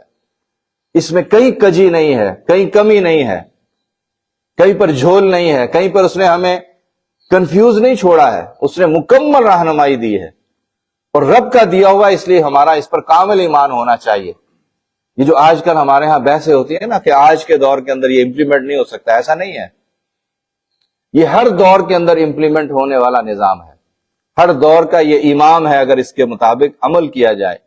ہر دور کے انسان کے لیے راحت، چین، سکون، اطمینان اس کے نظام میں ہے، کسی اور نظام میں نہیں ہے. یہ ہمیں شرح صدر ہونا چاہیے. ہم کنفیوز ہوتے ہیں، اس کو پیش نہیں کر سکتے، اس پر عمل نہیں کرتے، کہیں اور ٹامک ٹوئیاں مارتے ہیں، کہیں اور سے رہنمائی لینے کی کوشش کرتے ہیں. تو یہ بات بھی ہمارے سامنے کلیئر ہونی چاہیے. دوسرا یہ کہ ہمارے اختیار میں بھی نہیں ہے کہ اس کے کسی چیز کو رد کر دیں اور کسی چیز کو تسلیم کر دیں. اس نے یہ اجازت خود پیارے نبی صلی اللہ علیہ وسلم کو نہیں دی ہے. سورہ یونس کی ایک آیت کا ترجمہ پڑھتا ہوں کہ سورہ یونس میں فرماتا ہے اللہ تعالیٰ کہ ان سے کہہ دو کہ مجھے اس بات کا قطعاً کوئی استحقاق نہیں کہ میں اپنی طرف سے اس قرآن میں کوئی رد و بدل کر دوں. یہ نبی صلی اللہ علیہ وسلم کی زبان سے کہا جا رہا ہے. میں تو اس چیز کی پیروی کرتا ہوں جس کی میری طرف وحی کی جاتی ہے. اسی طرح قرآن نے اور جگہ پر بھی بنیادی چیزوں کے متعلق ہمارے سامنے بیان کیا ہے. اب آپ دیکھیے کہ جب اس مقصد کو زندگی کا حرز جاں بنا لیا اس کے پہلے سننے والوں نے، تو دو مثالیں تو میں نے آپ کے سامنے رکھی ہیں نا، لیکن کچھ اور مثالیں میں صرف ٹپس دوں گا. یہ جو حضرت بلال رضی اللہ تعالیٰ عنہ کا نام آتا ہے، حضرت ابوبکر، حضرت حباب کا نام آتا ہے، یہ صحابہ کرام کی زندگیاں جو ہمارے سامنے آتی ہیں نا، ہم کہتے ہیں کہ بڑے صبر و استقامت والی زندگی. کس نے، یعنی کتنا ان کو اس مقصد کے ساتھ لگن، عشق اور کتنا یقین تھا کہ تپتے ہوئے ریت کے انگاروں پر کوئلوں کے اوپر لٹائے جاتے تھے، چربی پگھل پگھل کر کوئلے پگھلا دیتی تھی، کوئلوں کو ختم کر دیتی تھی. اور آپ کو پتا کہ حضرت خباب کے کمر کے اوپر بڑے بڑے گڑے پڑ گئے تھے جس میں بچے انگلیاں ڈال کے کھیلا کرتے تھے. کہنے کو تو میں بھی کہہ گیا ہوں، آپ نے بھی سن لیا ہے، لیکن انسان گوشت پوش کا. پھر حضرت بلال کا واقعہ ہمیں ملتا ہے کہ تپتی ریت کے اوپر پیٹھ کے بل لٹائے جاتے ہیں اور چھاتی کے اوپر پتھر رکھ دیے جاتے ہیں کہ کروٹ نہ لے سکیں، لیکن زبان سے کیا نکلتا ہے؟ احد احد کی آواز آتی ہے، جو یقین ہے، جو مقصد کی لگن ہے، جو سب کچھ قربان کرنے کی تمنا ہے کہ نہیں میں حق پر ہوں، اسی کے اندر نجات ہے، اسی میں استقامت ہے۔ آج اسی کی کمی ہے ہمارے درمیان۔ تو قرون اولیٰ کی جماعت کو اللہ نے کتنی آزمائشوں سے دوچار کیا تھا، وہ ساری آزمائشیں تو ہم پڑھتے ہیں، لیکن ہم اپنے آپ کو ذرا اس پر کھڑا کر کے دیکھیں نا۔ یہ جو دین کی اقامت ہے قرآن کے روشنی کے اندر، اس دین کو جو قائم کرنے کی ذمہ داری چار و ناچار ہمارے ذمے ہے، اس میں ہم کہاں پر کھڑے ہیں؟ یہ میرے اور آپ کے سوچنے کی بات ہے۔ اللہ نے اس امت کو ساری نعمتیں بخشی ہیں جو اس سے پہلے کی امت کو نہیں دی گئی تھی، اور اس کے بارے میں ہم نے بات کی ہے۔ ساری جہاں کی امامت کا منصب اسے دیا، شہداء علی الناس کا خطاب اس کو دیا، امت وسط اس کو تسلیم کیا، اس کے بارے میں فرمایا، پھر اپنے دین کی نعمت اس پر مکمل کر دی، اس کے بارے میں یہ جو ہمیں نعمت عطا کی ہے۔ لیکن آپ دیکھیے کہ اس سے ذمہ داریاں انسان کی بڑھ جاتی ہیں۔ میں قرآن کی الفاظ ہی آپ کے سامنے پیش کر رہا ہوں۔ بنی اسرائیل کے اندر رب کیا فرماتے ہیں؟ کس سے فرما رہے ہیں؟ نبی کریم محمد مصطفیٰ صلی اللہ علیہ وسلم سے رب فرما رہا ہے کہ اگر ہم تم کو حق پر ثابت قدم نہ رکھتے تو قریب تھا کہ تم کفار کی طرف کچھ نہ کچھ جھک پڑتے، اگر ایسا ہو جاتا تو یقیناً ہم اس وقت تم کو زندگی اور موت دونوں میں، یعنی دونوں جہانوں میں دوہرا عذاب کا مزہ چکھاتے، پھر تم ہمارے خلاف کسی کو اپنا مددگار نہ پاتے۔ ہم تو بڑے آسانی کے ساتھ دین کے معاملات کے اوپر کمپرومائز کرتے ہیں، ٹھنڈے پیٹوں کو قبول کیے بیٹھے ہیں نا یہ سود کا نظام۔ یا تم کوئی بھائی مجھے کہے کہ اس کو رات کو نیند نہیں آتی جب یہ سود کے نظام میں زندگی گزار رہا ہوں، پھر دل میں کسک بھی پیدا نہیں ہوتی کہ مجھے اسے تبدیل کرنا چاہیے۔ بعض اوقات تو شیطان یہ کہتا ہے کہ تم اکیلے کیا کر سکتے ہو، لیکن انسان تو اکیلا ہی آیا ہے، اکیلا ہی پیش ہوگا اس کے سامنے۔ وہاں تو جماعت کی صورت میں پیش بھی نہیں ہوگا، وہاں تو سوال بھی دو چار کی طرح کی زندگی کہاں گزار کے آیا ہے۔ یہ تو نہیں پوچھا جائے گا کہ کامیابی کیا تھی، کامیابی حاصل کی کہ نہیں کی، میرا علم بلند کر کے اس کو قائم کر دیا تھا کہ نہیں کر دیا تھا۔ کبھی آپ نے غور کیا جو بدر کے اندر صحابہ کرام شہید ہوئے تھے، بدری صحابہ کا جو مقام ہے وہ رہتی دنیا تک تمام مسلمانوں کے اوپر اس کی فضیلت ہے۔ خود جب خلیفہ وقت تھے، حضرت عمر تھے، حضرت ابوبکر سے جب وظیفہ مقرر کیا کرتے تھے تو جب معلوم ہوتا تھا کہ بدری صحابی ہے تو اس کا وظیفہ بڑھا دیتے تھے۔ بدر کے مارکے کے اندر جو صحابہ کرام شہید ہوئے ہیں انہوں نے کون سی اسلام کی بہاریں دیکھی ہیں؟ انہوں نے تو مظلومیت کا دور دیکھا ہے، سب کچھ لٹا کر آئے تھے، اور بدر کے مقام پر جب کھڑے کر دیے گئے 313 تھے، کوئی انہوں نے اسلام کا درشندہ دور نہیں دیکھا تھا، کوئی حکومت فرما روائی نہیں دیکھی تھی، مظلوم دین تھا۔ خود اللہ کے نبی صلی اللہ علیہ وسلم ہجرت کر کے آئے تھے، سب کچھ لٹا کر آئے تھے، لیکن کیا وہ کامیاب نہیں ہوئے؟ کیا ان کا درجہ رہتی دنیا تک سب انسانوں سے بلند نہیں ہے؟ ہم اس بحث میں بعض اوقات پڑھتے ہیں کہ جی میں تنہا کیا کر سکتا ہوں۔ ہر انسان جو ہے وہ مکلف ہے اپنی زندگی کا، اپنی صلاحیتوں کا، جو رزق اللہ نے دیا کتنا لگاتا ہے، اسی کا تو حساب دینا ہے۔ اور دیکھیے کہ اللہ اپنے مقرب ترین بندے سے یہ فرما رہے ہیں کہ اللہ تعالیٰ دونوں جہانوں میں دوہرے عذاب سے مزہ چکھاتا ہے۔ نبی اگر آپ تھوڑا سا ان کی طرف بڑھ جاتے، امہات المومنین کے بارے میں بھی یہی حکم ہے۔ قرآن نے میری اور آپ کی ذمہ داری ایک اور انداز سے صاحب کے پیش کیا، تمہارے رب کی طرف سے جو کچھ نازل ہوا ہے اس کی پیروی کرو اور اسے چھوڑ کر دوسرے جھوٹے خداؤں کو اتباع نہ کرو۔ ایک اور اہم بات جو ہمیں اس روشنی کے اندر ملتی ہے، اس دین کے اقامت کے حوالے سے، جس پہ میں بات کر بھی رہا تھا، قرآن نے اس کو ہمارے سامنے بیان کر دیا۔ سورہ بقرہ کی آیت نمبر 85 ہے، کیا تم کتاب الہی کی بعض باتوں کو مانتے ہو اور بعض کو نہیں مانتے؟ سو ایسا کرنے والوں کی سزا اس کے سوا کچھ نہیں کہ وہ دنیا میں بھی ذلیل و خوار ہوں اور آخرت میں بھی شدید ترین عذاب کی طرف لے جائے جائیں۔ یہ ہم نے کل پرسوں بھی بات کی تھی کہ قرآن کہتا ہے کہ اس کی بعض آیتوں کو تم مانتے ہو، بعض کو نہیں مانتے۔ ہم تو کہتے ہیں نا ہم پورے قرآن کو مانتے ہیں، اور کل ہم نے گفتگو کے اندر یہ بات کی تھی کہ قرآن نے تو 2 احکامات میرے اور آپ کے سامنے رکھے ہیں، اس کا تقابل میں نے پیش کیا تھا۔ جس رمضان میں ہم بیٹھے ہیں اس کا حکم کیسے آیا تھا کہ یا ایھا الذین آمنوا کتب علیکم الصیام، اے لوگو جو تم مسلمان ہو تمہارے پر روزے فرض کر دیے گئے۔ اس سے پہلے قرآن کیا کہتا ہے؟ یا ایھا الذین آمنوا کتب علیکم القصاص، اے لوگو جو ایمان لائے ہو تم پر قصاص فرض کر دیا گیا ہے۔ دونوں حکم میں کوئی فرق نہیں، ایک لفظ کا فرق ہے، ایک جگہ قصاص ہے، ایک جگہ صیام ہے، دونوں ایک ہی رب کے حکم ہے، دونوں اسی شدت کے ساتھ ہیں، دونوں کے الفاظ میں فرق نہیں ہے، لیکن ہمارے عمل میں کتنا فرق ہے۔ ہم روزوں کا تو اہتمام کرتے ہیں، قصاص کے قانون کو کس نے جاری کرنا ہے؟ قرآن نے کہیں پہ یہ لفظ استعمال نہیں کیا کہ اے علماء کے کرنے کا کام ہے، کہیں یہ الفاظ استعمال نہیں کیے کہ جو نظام چلانے والے ہیں، جو مقتدر قوتیں ہیں، یہ ان کا کام ہے۔ اس نے تو براہ راست کلام کیا ہے کہ یا ایھا الذین آمنوا، اے وہ لوگوں جو ایمان لائے، ہم سب اہل ایمان ہیں، ہم اس کا دعویٰ کرتے ہیں، ہم سب کی ذمہ داری ہے کہ اس قانون کو بھی قائم کرنے کے جو تقاضے ہیں وہ پورے کیے جائیں۔ نظام اگر رب کے ماننے والوں کے ہاتھوں میں نہیں ہے تو نظام قائم کرنے کی کوشش کی جائے۔ لوگ بات کرتے ہیں کہ سیاست کی بات کرتے ہیں کہ سیاست، اقتدار، کہاں لکھا ہے قرآن میں؟ یہ لکھا ہے قرآن کے اندر۔ کیسے قرآن کے اور رب کے احکامات کو ہم نافذ کر سکتے ہیں؟ اس کے لیے قوت چاہیے، نظام چاہیے۔ انفرادی احکامات پہ تو ہم عمل کر رہے ہیں، لیکن اجتماعی احکامات کیسے ساقط ہو گئے؟ اور کس نے ساقط کیے؟ کس نے یہ کہا کہ جب یہ کر لو گے تو تب ایسے کر لینا؟ اگر ایسا ہونا ہوتا تو رب اپنے پیارے نبی کو دوسری وحی میں نہ کہتا، تو وہ یہ کہتا کہ پہلے لشکر تیار کر لو، پہلے لوگوں کو ملا لو، پہلے قوت حاصل کر لو۔ اس نے تو براہ راست کہا ہے کہ یا ایھا المدثر قم فانذر وربک فکبر، اٹھے اور خبردار کر دیجئے اوڑھ لپیٹ کر لیٹنے والے۔ آپ کو پتا کہ اوڑھ لیٹ کر کب آپ لیٹے تھے؟ جب آپ نے کہا کہ مجھے زمبلونی، مجھے اڑا دو، مجھے اڑا دو۔ جب آپ گھر پہنچے، خوف کی اور دہشت کی فضا آپ کے اوپر قائم تھی کہ جب آپ نے حضرت جبریل علیہ السلام کو اس جاہ جلال کے ساتھ دیکھا تھا کہ دنیا اور زمین کے درمیان ساکت کرسی پر تشریف فرما تھے، اور آپ گھر آئے اور اپنی زوجہ محترمہ حضرت خدیجہ رضی اللہ تعالیٰ عنہما سے کہا کہ مجھے اڑا دو، زمبلونی، مجھے اپنی جان کا خوف ہے۔ اس موقع کے اوپر یہ آیات نازل ہوئی ہیں۔ آپ دیکھ سکتے ہیں کہ تنہا فرد ہے پیارے نبی، حکم کیا دیا تھا؟ فربک فکبر، اپنے رب کی بڑائی کا اعلان کرو، اٹھ جاؤ، لوگوں کو خبردار کر دو، ہاں کے پکارے، اپنی جان کی پرواہ نہ کرو۔ ہم اگر یہ سوچنے لگے کہ یہ میرے کرنے کا کام نہیں ہے، ہمارے پاس اقتدار نہیں ہے، ہمارے پاس قوت نہیں ہے، ہم کیسے کریں گے؟ یہاں اس کا جواب رب دے رہا ہے ہمارے سامنے کہ بحیثیت امت یہ تمہاری ذمہ داری ہے۔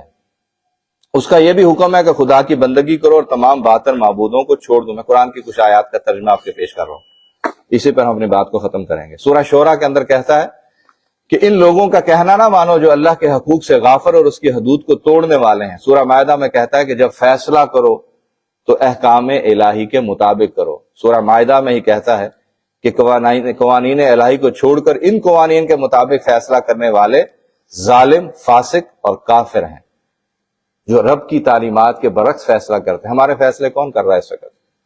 کیا ہم قرآن کی تعلیمات کے فیصلے کر رہے ہیں؟ قرآن نے تو دو ٹوک بات کی ہے کہ وہ کافر ہے، فاسق ہیں، ظالم ہیں، کہ جو اللہ کی ہدایات آنے کے بعد اس کے قانون کے برعکس کسی اور قانون کے مطابق فیصلے کر رہے ہیں۔ سورہ بقرہ میں کہا کہ کفر کے علم برداروں سے لڑو یہاں تک کہ کفر کا علم سرنگو ہو جائے اور اللہ ہی کی اطاعت رہ جائے۔ رب کا حکم ہے، براہ راست حکم ہے۔ جو کوئی اللہ اور اس کے رسول سے لڑے اس سے خدا کی زمین پر زندہ رہنے کا حق چھین لو۔ یہ سورہ مائدہ کی 32 نمبر آیات ہے۔ جو چوری کرے اس کے ہاتھ کاٹ دو، جو بدکاری کرے اس کو 100 کوڑوں کی سزا دو۔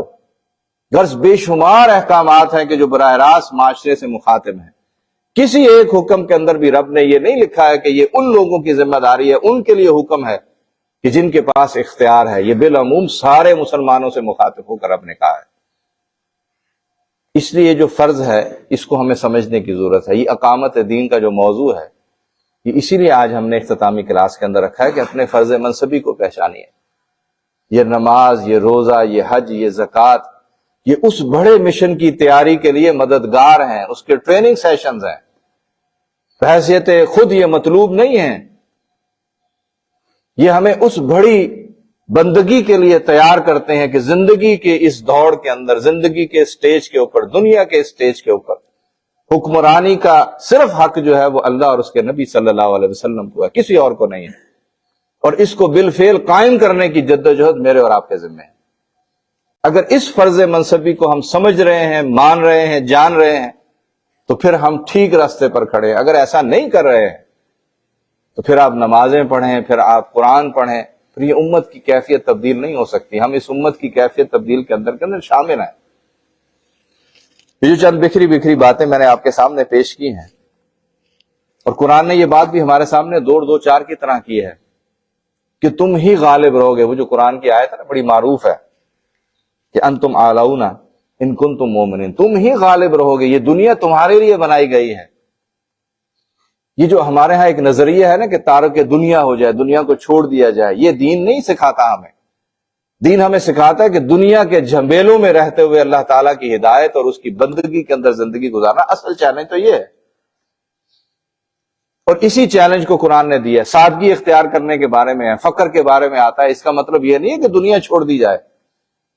دنیا رب نے انسانوں کے لیے، مسلمانوں کے لیے بنائی۔ کیوں کہا گیا کہ فی الدنیا حسنہ وفی الآخرۃ حسنہ؟ اس لیے دنیا کے اوپر فرما روائی، حکم، حاکمیت یہ رب کا استحقاق ہے، اس کا حق ہے، اور اس کو قائم کرنے کی جدوجہد میرے اور آپ کے ذمہ ہے۔ اس لیے جو قرآن نے کہا ہے، ویسے تو رب چاہتا تو سب کو متی کر سکتا تھا، سب کے دلوں کو، پھر امتحان تو اسی چیز کا ہے۔ اور پھر پیارے نبی نے بھی تو فرمایا نا کہ اگر تم اس کام کو کرنے سے رک جاؤ گے، لوگوں کو اللہ کی طرف بلانے سے اور برائی سے کرنے سے رک جاؤ گے، تو اللہ تمہیں مٹا دے گا۔ تمہاری جگہ ایسی امت کو لائے گا، ایسے لوگوں کو لائے گا کہ جو تؤمنون باللہ کے ساتھ ساتھ تأمرون بالمعروف وتنہون عن المنکر کے فریضے کو سر انجام دیں گے۔ اللہ کو پسند ہے، یہ مطلوب ہے۔ یہ اس لیے ہمیں اپنی زندگیوں کا جائزہ لینے کی بھی ضرورت ہے، اور ہمیں یہ سوچنے کی بھی ضرورت ہے کہ ہم کہاں پر کھڑے ہیں اور ہمارے کرنے کا کام کیا ہے۔ اللہ تعالیٰ سے ہم دعا بھی کریں گے کہ اللہ تعالیٰ ہمیں اس حقیقی اقامت دین کی اس جد و جہد کو سمجھنے کی توفیق بھی عطا فرمائے، اس کے مطابق ہمیں اپنے آپ کو تیار ہونے کی فکر بھی عطا فرمائے، اور اس بڑے کام کے لیے جو رب نے میرے اور آپ کے ذمے لگایا ہے، ہم اس کے لیے اپنے آپ کو تیار بھی کر سکیں، اپنے زندگی کے لمحات کو، اپنے زندگی کے معاملات کو اس کے تابع بھی کر سکیں۔ یہ فرض منصبی میرا اور آپ کا رب نے متعین کیا ہے، ہم اس پر تحقیق بھی کریں، گفتگو بھی کریں، آپ خود بھی مطالعہ کریں۔ جو باتیں میں نے آپ کے سامنے پیش کی ہیں کہ یہ جو میری اور آپ کی زندگی کا بحیثیت مسلمان مقصد ہی یہی ہے کہ ہم اس نظام زندگی کو قائم کریں، اقامت دین کی جدوجہد، شہادت حق کی جدوجہد۔ اور اس میں یہ آخری بات بھی شامل کر لیجئے کہ اس امت کے اوپر قرآن نے جو الفاظ استعمال کیے ہیں کہ اے نبی صلی اللہ علیہ وسلم تم ان پر گواہ ہو، اور یہ جو مسلمان ہیں یہ تمام انسانوں کے اوپر گواہ بنا کر کھڑے کیے جائیں گے قیامت والے دن۔ ہماری گواہی لی جائے گی انسانوں سے کہ کیا انہوں نے پہنچایا تھی بات، کیا انہوں نے رب کا پیغام پہنچایا تھا، کیا رب کی حاکمیت قائم کی تھی۔ اس شہادت کے لیے ہمیں تیار ہونا ہے۔ اور دیکھیے کہ اللہ کے نبی صلی اللہ علیہ وسلم کے جو پہلے سننے والے تھے، جنہیں ہم صحابہ کرام کہتے ہیں، جن کی زندگیاں ہمارے لیے مشعل راہ ہے، انہوں نے زندگی کے ہر سانس، ہر گوشے کے اندر اس کام کو کیا ہے اور اپنی سب چیزیں قربان کی ہیں۔ یہ واقعات ہیں نا، یہ ہم پڑھ کر گزر جاتے ہیں، یہ تو ہمارے لیے سبق ہیں، ہمارے لیے پیمانے ہیں۔ اس کو کئی پیراؤں کے اندر آپ بیان کر سکتے ہیں۔ یعنی ہم تو اپنی ضرورت سے بھی بہت زیادہ اپنے سے محبت کرنے والے ہیں۔ یہ جو واقعہ ہمارے سامنے آتا ہے، بات میری ختم ہوئی ہے اور ہم اس کو دعا کے ساتھ سمیٹ دیتے ہیں۔ یہ جو واقعات آتا ہے نا سورہ تبوک کے اندر، جب اللہ نے اور پیارے نبی نے پکارا تھا کہ نکلو اللہ کے راستے میں، یا ہلکے یا بوجھل، اور جان اور مال دونوں کے بارے میں کہا تھا، تو وہ ہم پڑھتے ہیں کہ سامان کا ڈھیر لگ گیا، لیکن کس کو فضیلت حاصل ہوئی، کس کو قبولیت تو سب سامان کو تھی۔ یعنی حضرت نبی کریم محمد مصطفیٰ صلی اللہ علیہ وسلم حضرت عثمان کے دیے ہوئے گھوڑوں اور اونٹوں کی گردنوں پر ہاتھ پھیرتے تھے خوشی سے، اور کہتے تھے کہ آج کے بعد عثمان سے مواخذہ نہیں ہوگا، یہ جنت میں جائے گا۔ بشارت دی تھی نا اس موقع پر۔ بہت سے صحابہ اپنے گھر کا سامان لائے، بہت سے صحابہ جن کو اللہ تعالیٰ نے تجارت کے اندر ترقی دی تھی وہ سب لے کر آئے۔ یہ جو ہمارا ایک پرسیپشن ہمارے دین کے اندر آیا نا کہ یہ غربا کا، فقراء کا اور دولت دنیا نہ کمانا، ایسا نہیں ہے۔ دونوں چیزوں کے بارے میں بتایا دین نے، ہمارے دونوں چیزوں کی حوصلہ افزائی کی ہے، معروف کے دائرے کے اندر، حلال دائرے کے اندر۔ حضرت ابو عبیدہ رضی اللہ تعالیٰ عنہ کا مجھے نام بھول نہیں رہا کوئی، اور ایک عبد الرحمن بن عوف ہیں غالباً رضی اللہ تعالیٰ عنہ، کہ جن کو جو بڑے بڑے تاجر تھے، جو سامان لے کر آتے تھے تو ہیرے موتی جواہرات کے تھیلے لے کر آتے تھے، کہ گن کر نہیں لے کر آیا کہ رب نے بغیر گنے دیا، رب کے راستے میں بغیر گنے دے رہا ہوں. کتنے بڑے تاجر ہوں گے. حضرت عثمان خود کتنے بڑے تاجر تھے، لیکن وہ بھی صحابی پیش ہوئے، ابو عقیل رضی اللہ تعالیٰ عنہ، کہ جن کے ہاتھوں کے اوپر چونڈیاں تھیں، محنت اور مشقت کی، مزدور صحابی تھے، محنت کش صحابی تھے، اور آپ کے کھردرے ہاتھوں پر پیارے نبی اپنے ہاتھ لے کر ان پر ہاتھ پھیرتے تھے اور کہتے تھے کہ ان ہاتھوں کو جہنم کی آگ نہیں چھو سکتی، محنت کش ہاتھ ہیں. تو چند سیر کھجوریں لے کر آئے نا، لیکن ہم کہنے کو تو یہ واقعہ کہہ جاتے ہیں، لیکن چند سیر کھجوریں کس کیفیت میں لائے تھے، جب گھر میں خود اپنے بیوی بچے 2 یا 3 دن کے فاقے سے تھے. کبھی آپ نے تصور کیا ہمارے گھر کبھی فاقہ ہوا ہے؟ کبھی ہمارے گھر سامان کھانے کا ختم ہوا ہو، کبھی 2 دن اس لیے کھانا نہ کھائیں ایک وقت کا، مصروفیات میں تو ہو جائے وہ اور بات ہے، لیکن کبھی اللہ نہ کرے ایسی کیفیت آئی ہو کہ ہمارے پاس کچھ بھی نہ ہو، اور پھر 1 2 3 دن کا ذکر آتا ہے، اس کے بعد کچھ کھجوریں مل بھی جائیں تو گھر اس میں کچھ دے کر باقی سب لے کر اللہ کے نبی کے دربار میں پیش ہو جائے اور وہ پیش کر دیں، اور پیارے نبی فرمائیں کہ یہ راس المال ہے، اس کو سارے ڈھیر کے اوپر بکھیرے. اس لیے جو کوشش ہے نا، یہ ہر انسان خود مکلف ہے کہ اس کو کتنا صلاحیت، کتنا وقت، کتنا مال رب نے دیا ہے، لیکن اگر مقصد ذہن میں ہوگا تو سب کچھ اس راستے میں لگانے کے لیے دل خوشی سے راضی ہوگا، کوئی جبر نہیں ہوگا. حضرت حنظلہ رضی اللہ تعالیٰ عنہ کا واقعہ پڑھتے ہیں نا، اپنی اہلیہ کے پاس تھے، رات گزارنے کے بعد غسل کی حاجت تھی، لیکن پکار سنی تو اس پکار کے اوپر لبیک کہتے ہوئے جہاد کے اندر شریک ہوئے اور شہید کر دیے گئے. اور پیارے نبی صلی اللہ علیہ وسلم نے جب ان کے نعش کو دیکھا تو ان کے سر مبارک کو اپنے زانوں پر رکھ کر کہا کہ حنظلہ کو اس وقت جنت کے فرشتے غسل دے رہے ہیں. یہ واقعات ظاہر ہے کہ دلوں میں جذبات پیدا کرتے ہیں، لیکن ہمیں عملی طور پر ہم کہاں کھڑے ہیں؟ رہنمائی تو ہمیں چاہیے اپنے عمل کے اندر. ہماری ترجیحات پھر کیا ہیں، ہماری محبتیں پھر کیا ہیں، ہماری توجیحات کیا ہیں، ہم کس کی طرف اپنی زندگی گزار رہے ہیں؟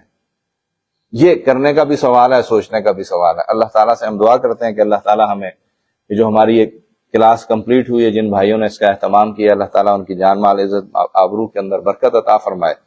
جو کچھ کہا سنا ہے اللہ تعالیٰ ہمارے لیے نافع ہو تو اس پر عمل کی توفیق عطا فرمائے. کوئی غلط بات انسانی بشری تقاضے سے نکلی ہو تو میں بھی رب سے معافی مانگتا ہوں، اور آپ سے بھی گزارش کرتا ہوں کہ آپ کے ذہنوں سے اللہ تعالیٰ اس کو محو فرمائے، ہمیں عمل کی توفیق عطا فرمائے. الحمدللہ رب العالمین والعاقبۃ للمتقین والسلام علی المرسلین. ربنا آتنا فی الدنیا حسنہ وفی الآخرۃ حسنہ وقنا عذاب النار. ربنا ظلمنا انفسنا وان لم تغفر لنا وترحمنا لنکونن من الخاسرین.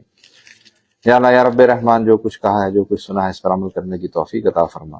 یا اللہ تمام حاضر مجلس کے گھروں پر، ان کی زندگیوں میں اپنی رحمت، سکینت اور برکت عطا فرما. یا اللہ یا رب رحمان، ہمیں اس اقامت دین کی جدوجہد میں اپنے حصے کا کام کرنے کی صلاحیت اور توفیق عطا فرما. یا اللہ یا رب رحمان، یہ رمضان کا بابرکت مہینہ گزر رہا ہے، یا اللہ حسب توفیق اپنی شان کے مطابق تو ہمیں اس کا اجر عطا فرما. یا اللہ ہمارے نیکیوں کے کاموں کو یا اللہ اپنی بارگاہ کے اندر بڑھا چڑھا کر قبول فرما. یا اللہ یا رب رحمان، جو کمیاں ہیں، کوتاہیاں ہیں، بشری تقاضے سے ہیں، یا اللہ تو درگزر فرما، معاف فرما. ربنا تقبل منا انك انت السميع العليم وتب علينا انك انت التواب الرحيم. وصلى الله تعالى على خير خلقه محمد وعلى آله اصحابه اجمعين برحمتك يا ارحم الراحمين.